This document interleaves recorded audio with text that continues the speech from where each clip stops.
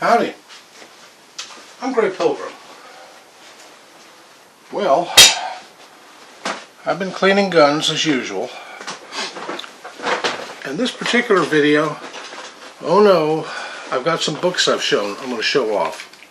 So be aware, I'm going to be talking about guns, but I'm going to be talking about books. And that can be a bit of a problem.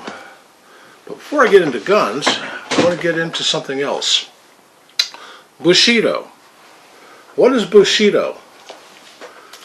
It's the art of war, the art of being a man in the Japanese sense. It was most critically taught by a man by the name of Miyamoto Musashi, who wrote a book called A Book of Five Rings, and he is considered in Japan the ultimate samurai. He, I think he lived in the 15th century, but this, by the way, this is faux shark skin because this is not a very expensive one. But this set here, I don't know if you can see it. This set is the three swords of a samurai warrior. The katana, which is the larger one, the wakizashi, which is the short sword, and the tanto, which is the knife. And any samurai worth his salt would have all three of these. He would carry these two at all times. This one was really relegated to day-to-day utility use. But the warrior code of Bushido was practiced throughout the period from the end of the earlier period and the beginning of the restoration of the emperor, or as it's known in Japan, the Meiji Restoration. In that period, they really promoted Bushido, and I have several books here that I want to show off. I have a copy of Musashi, and I want to show it off. Another one on that subject, if you want to look up something called Hagakure, which is a sort of a day-to-day life of a samurai in medieval Japan. Well, a Japanese warrior, a samurai type, would become the officer class of the new Japanese armies. And at that time, they used to issue different weapons to the army and navy and the like. This is their pistol. This is a Type 14 Nambu. It's an 8mm proprietary Japanese round. It's not a very powerful round. It's not actually a very good gun, but I have it as an example of type because it doesn't work well, but it looks really elegant. And in a lot of respects, it's based on, well, the Luger. Even it looks like a Luger magazine in it. It isn't interchangeable, but it looks like it. This works by a striker-fired system developed by a fellow by the name of, well, his name was Nambu. I forget the first name. If interested, this is a good book on Japanese handguns. Collector's Guide to Imperial Japanese Handguns, 1893 to 1945. I only have this one. I don't have the revolver or the Type 94, but and I don't have the Baby Nambu or any of the other expensive ones. And another book to get, well, remember the Japanese decided to flex their arm by having a war with Russia at the beginning of the 20th century. What they were fighting over was rights to what became known as, I think it was called Port Arthur, and a few other things along the Pacific coast of Russia and China. You see, Japan had taken over huge swaths of China because China had basically fallen apart. See the Boxer Rebellion. Anyway, Japan was controlling what became known as Manchuria and later became known as Manchukuo when they brought back the son of the deposed emperors of China and made him the emperor of the Manchurian area, which became known as Manchukuo, at least under the Japanese occupation. This is a Chinese book about the period of time called China Small Arms of the Second Sino-Japanese War, 1937 to 1945.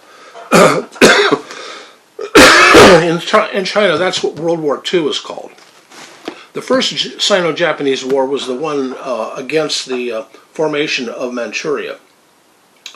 Well, at that time, when Japan was taking over Manchuria, their armies were equipped, and also, by the way, earlier they had an earlier Type 30 version of this. This is a Type 38 Arisaka. This is the standard Japanese rifle of the Second Sino-Japanese War of that period, when they were fighting in in China. It's chambered in a 6.5 round, and it's a very interesting little rifle with some quirks to it. And one of the quirks, no, this one doesn't have it, but the problem is they were using a 7.7 caliber cartridge for their machine guns, which were sort of based on the Hotchkiss, but they were using this for their main battle rifle. And they decided after a while that it just did not have the performance that they wanted. So what they went to, and I'm glad they did, well, for them, I'm glad they did, because they were going up against these big, healthy Americans.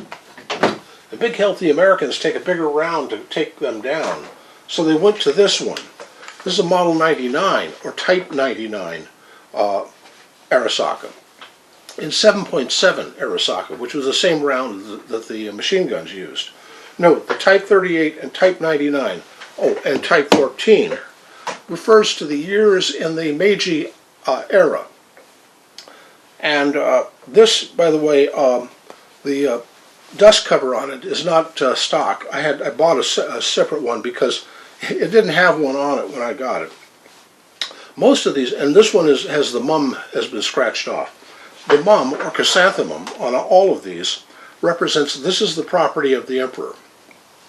And at the end of World War II, one of the concessions of the defeat was that when they disarmed all of the Japanese combatants, they ground off the mum on every single one of these that they abandoned, just because it no longer is the property of the emperor. The big American dogs were not allowed to take something that belonged to the emperor, or so that was how the diplomatic winds were blowing at the time.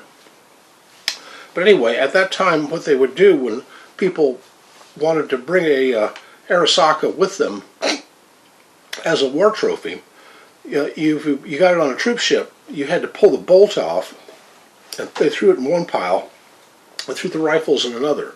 So when you get to your destination, you pick up your bolts, you pick up your rifle, you put them together, and you get off the boat. But the dust cover, they would just yank off and toss overboard. The story was that the Japanese themselves got rid of these because it made too much noise in the jungle.